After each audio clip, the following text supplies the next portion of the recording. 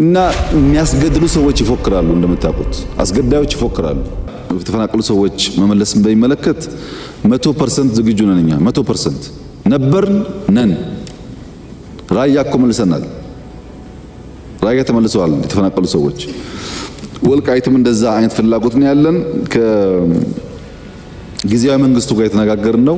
በእኛ በኩል እነዚያ ዜጎች ለፖለቲካ ፍጆታ መጠቀሚያ ሳይሆኑ ቦታቸው ቢመለሱ ከማንም በላይ ኢትዮጵያ ታተርፋለች። በእኛ በኩል አንዴ አይደለም 10 ጊዜ ነው እቅድ ያወጣነው እና የትግራይ ጉዳይ ብዙ የማይገደን የማያሳስበን አይምሰላችሁ። ያስጨነቀን ጉዳይ ግን በግልጽ እንድታቁት እና የሚያስገድሉ ሰዎች ይፎክራሉ። እንደምታውቁት አስገዳዮች ይፎክራሉ። ሟቾች ግን ጉዳዩን ሳያውቁ ይጠፋሉ።